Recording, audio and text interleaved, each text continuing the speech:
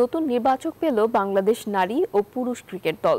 জাতীয় ক্রিকেট দলে তৃতীয় নির্বাচক হিসেবে যুক্ত হলেন হাসিবুল হোসেন শান্ত, আর নারী দলে সাবেক অধিনায়ক সালমা খাতুন, যিনি একসময় আইসিসি টি-20 র্যাঙ্কিংয়ে বিশ্বসেরা অলরাউন্ডার ছিলেন। বিসিবির জরুরি বোর্ড সভা শেষে একথা জানান বিসিবির মিডিয়া কমিটির চেয়ারম্যান ইফতেখার আহমেদ মিঠু। ৪৮ বছর বয়সী শান্ত বাংলাদেশ দলের হয়ে ৫টি টেস্ট ও ৩২টি ওয়ানডে খেলেছেন।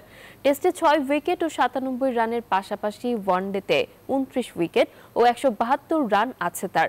২০০৭ সালে ঘরোয়া ক্রিকেটের সর্বশেষ খেলা শান্ত আন্তর্জাতিক ক্রিকেট খেলেছেন ১৯৯৫ থেকে ২০০৪ সাল পর্যন্ত।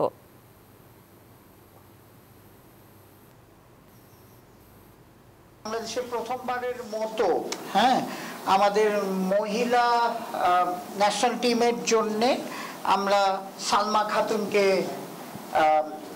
শিপনের সাথে অ্যাডিশনাল সিলেক্টর অ্যাপয়েন্ট করা হয়েছে। যে আমাদের আরেকটা জানেন যে মেন্স টিমের একটা সিলেক্টরের জায়গা খালি ছিল, সেটা আজকে বাংলাদেশের ফর্মার ন্যাশনাল টিমের হাসিবুল হোসেন শান্ত এটা তাকে সিলেক্ট করা হয়েছে। So he will assist Razzak and Gazi Ashraf Lipu ভাই as a third selector.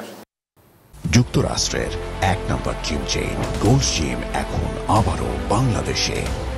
Bashundhara আবাসিক এলাকা ও বসুন্ধরা সিটি শপিং মলে